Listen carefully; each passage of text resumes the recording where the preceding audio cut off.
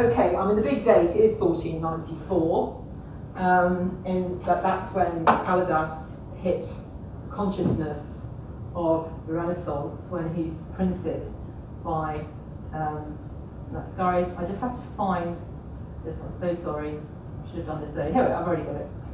That's fine. I have to find the yellow bit, because I'm going to just say 2 or 3 things, and then I'm going to read out Palladas's amazing, Kavafi's amazing poem, The Death of Myris, which I think completely consummates Kavafi's internalization of the world as he saw it at Palladas's Christian and pagan Alexandria. And we were talking about this earlier, and voices that, particularly Professor Cameron's voice, about not seeing it all as a struggle to the death between one ideology and another, and assuming that people are all terribly angry rather than quite blasé or quite casual or whatever. It's an absolutely fantastic poem, Death of Myris, and that's where we're going to go. But we've got our friend Janos Lascaris, and I didn't, if you actually start researching just the sheer number of versions of the anthology that were published and edited and so on in the Renaissance, this is really gets over to you how important it was. And James Hutton a long time ago said in the Greek anthology in Italy to 1800 that amongst the greater Greek classics, only Homer and Isocrates were in print before the anthology. That is something. And during the 16th century, few of the classics were more often re-edited. And I managed to find a picture of one of the pages of that volume, which sold recently at Bonhams for something like £60,000. I've not seen a copy. I don't think there is one in England. It's not according to Copac. I couldn't find a copy anywhere in Britain. But just one of many, many poets, soon inspired by Renaissance early modern poets, were using Palladas. I haven't got time for all these things, but there's lots in Lope de Vega. Ronsard, of course, translated a lot of Palladas. A lot of the motifs appear in the Livy de Manu. John Donne, over and over again, if you read the scholarly apparatuses, John Donne, they talk about echoes, and they can see it shown quite clearly. Perhaps the most famous one is when he writes to one of his friends for them kisses less single souls, but us friends absent speak. Herrick, the whole, in English and all the continental languages, tradition of the way that early modern poetry evolved was, I think, far more Palladian than has usually been given credit for. And Pound is absolutely knocked out. We can come to this birth of really lapidary modernism, of really making it new. It's absolutely possible. He translates several of Palladas's epigrams, and chiselling, as he called it, he uses all these metaphors about what he wants to do with diction, and how he wants to get rid of iambic blank verse and realism and sentiment. He over and over again, I think, is thinking about Palladas, and in his article that was published in 1970 on Horace, he is still showing how much he likes Palladas. His jibes at old women are like petty personal fusses, this is Horace. Lacking the charm of Palladas's impartial pessimism, that's Ezra Pound on Palladas's misogyny, or the artistic aloofness of the Epicurean, and really godlike impersonality of Catullus, okay? But he thinks that Palladas's misogyny is charmingly impartial pessimism. But Palladas, especially since Tony Harrison's collection, has very much become a poet's poet, and that is international in the English language. I haven't gone any further than that. For example, John Frederick Nims is a very important American poet, and the Palladas, 2 or 3 of the Palladas epigrams are the ones that have had by far the most biggest reception in their own right. You could write a book on any one of them.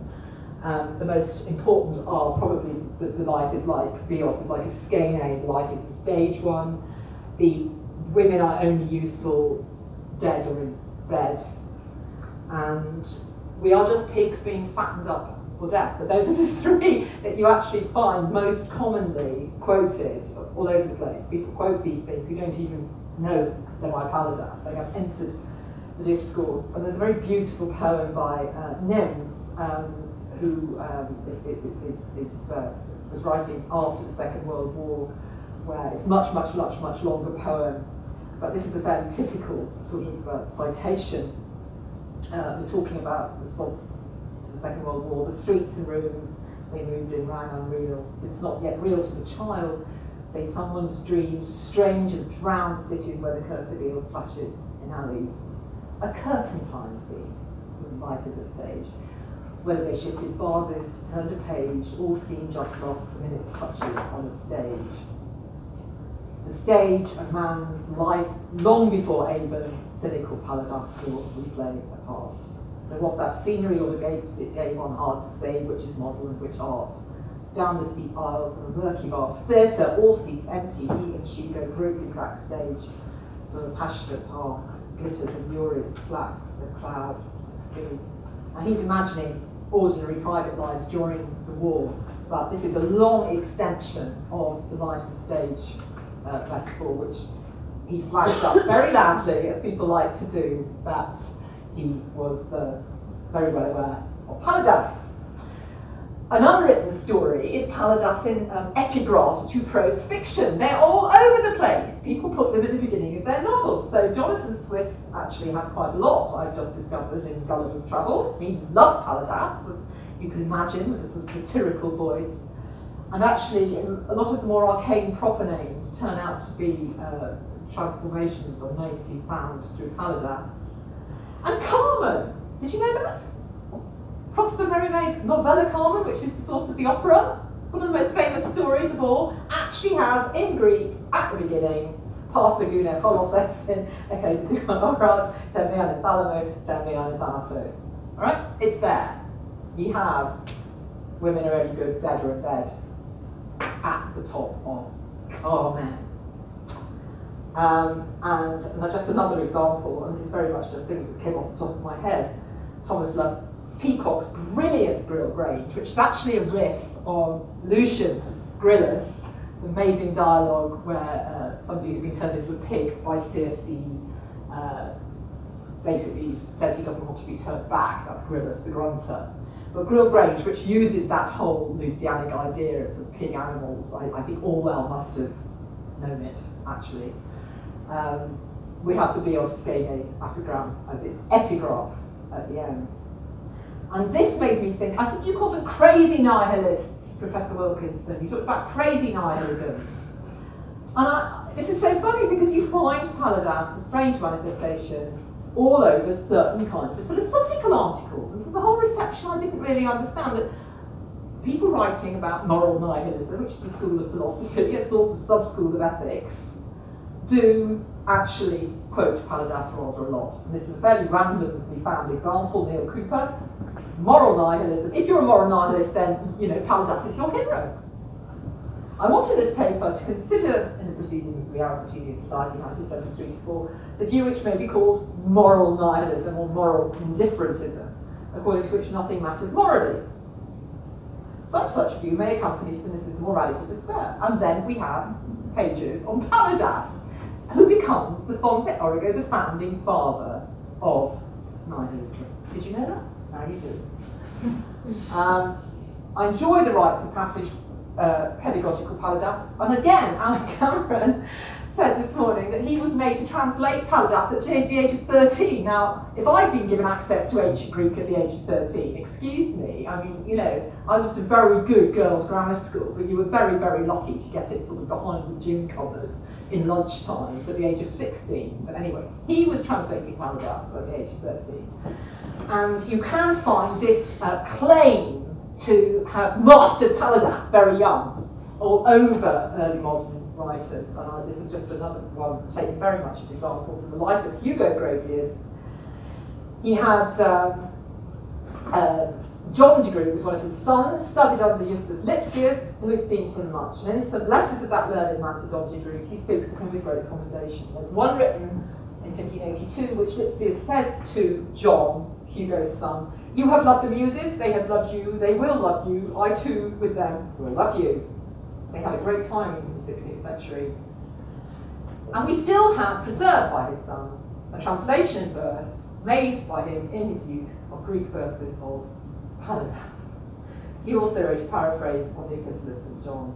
which is interesting. But there we go. So the fact is that this particular voice amongst the anthology was one that people, I think, always found they could rather directly communicate, could extrapolate from the anthology, and seemed to be an integral personality. I'm very nearly finished. There's a learned footnote, Palladas. You find him all over the footnotes to Anacreon and Sappho. As you said, people saw the echo, heard the echoes, and would often stick him, as in green, in the footnotes to earlier lyric poets. He's endlessly anthologizable. Every era has actually, I think, found Palladas sound incredibly modern to them. I think this has been an eternal thing about him, is that he sounds grippable. This is a French collection, The Tears of Apollo, a new collection of epigrams, and here, contemporary to them, French, in the 18th century, French epigrams are interleaved, Palladas pops up. That is absolutely typical. And I just thought I'd have a quick look at the Times, because I just knew I would find Palladas in the Times, and guess what? Here it is. Okay, these are the days, all right. This was a letter in 1894 to the editor of the Times, which is all about quantities in Latin, actually. But the point is, in the second column at the bottom, the discussion about different versions of the epigram in Latin is nearly worn threadbare. So let's do some Greek. I may perhaps point out that in Greek too there are others almost identical, some of the Latin versions suit as well. And then we have two lines of Ampal 9172, Elpidos Utikas, Etymoi This is by Palladas of Alexandria, I am, sir, your obedient servant. By Kulas, the Oxford and Cambridge Club. That you used to be able to quote Palladas, these well-known epigrams. I think that's the point, that everybody who'd been to Eton and to Oxford and Cambridge will have known the half a dozen most famous epigrams. Let's fast forward to 1932. Oh, I've missed out one from 1931, but never mind. And here, by 1932, we have to have the English translation. It says it all. Sir, this is by D. Kaklamanos of the Greek legation. You will perhaps permit to a grateful reader of the Times to borrow the melodious verses of an ancient Greek epigram from Palladas for expressing in a flowery form his pleasure and appreciation and the clearness and nicety of the new type, with which the paper is now gratifying hard-tried contemporary eyes. And then we get an epigram of Palladas, and in D. Kaplamanos of the Greek legation says, not venturing to render inadequately into English the gracious words, you wonder whether he could translate it. I leave it to some more competent pen willing to come to the assistance. And the editor very kindly gives us, it was not a man's hand forged thee among men. Actually, I haven't tracked this down, I haven't traced it, but I'm sure someone can. Rather a godlike helper of Hephaestus playing God. It was the one in bright noon to recall how Hemeratizer, she with her own figures, she very beauty did it. So that's the change there.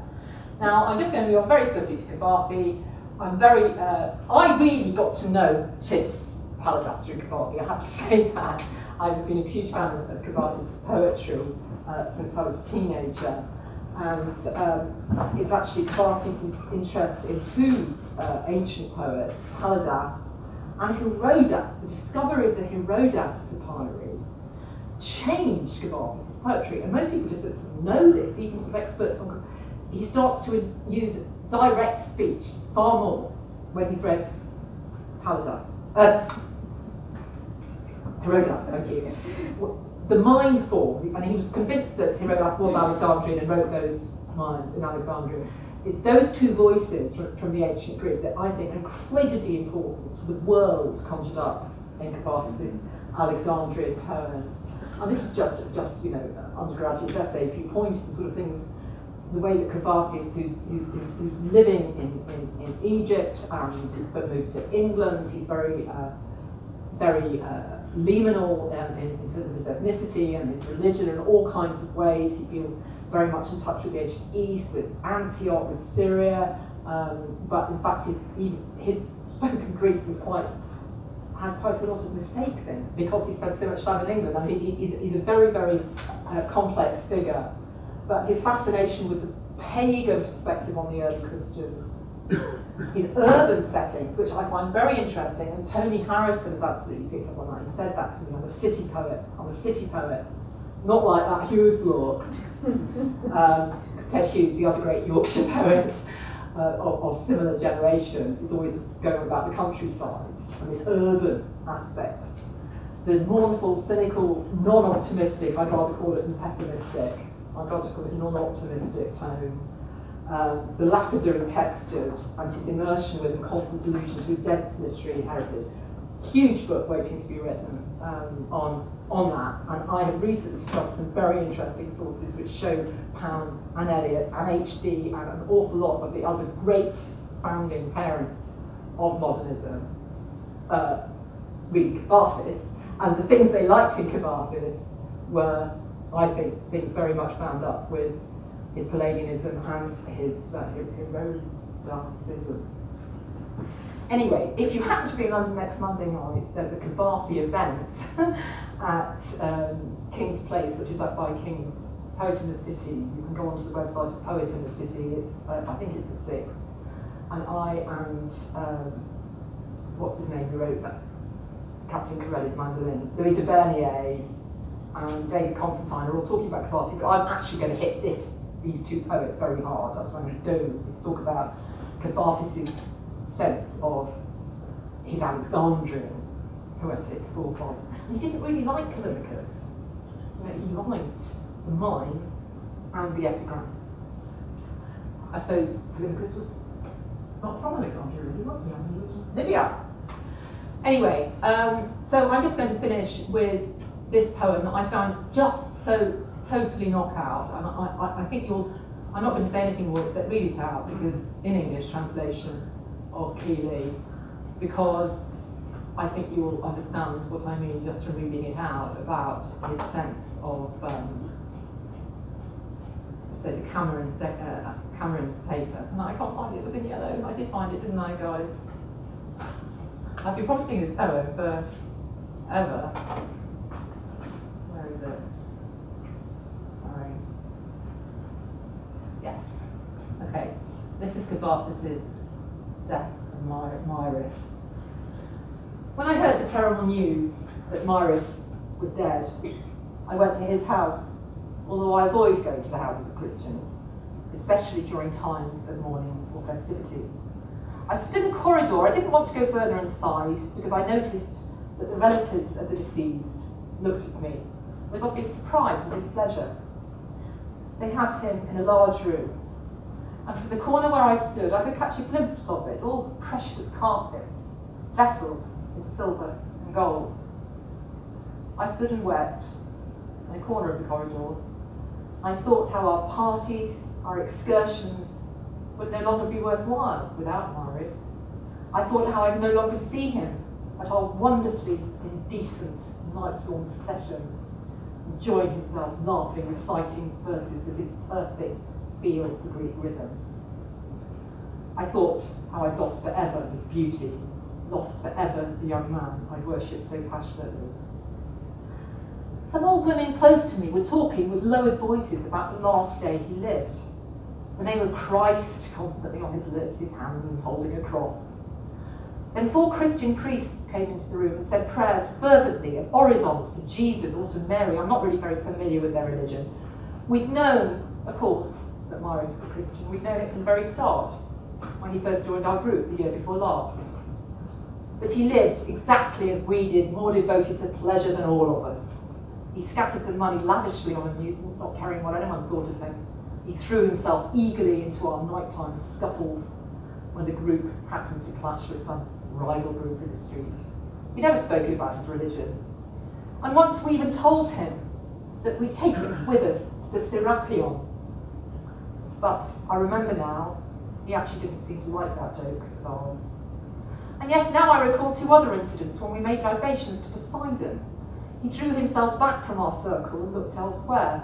And when one of us in his fervour said, "May all of us be favoured and protected by the great, the sublime Apollo," Myris, unheard by the others, whispered, "Not counting me." The Christian priests were praying loudly for the young man's soul. I noticed with how much diligence, how much intense concern for the forms of their religion, they were preparing everything for this Christian funeral. And suddenly, an odd sensation took hold of me. Indefinably, I felt as if my risks were going from me. I felt that he, a Christian, was united with his own people. I was becoming a stranger to a stranger.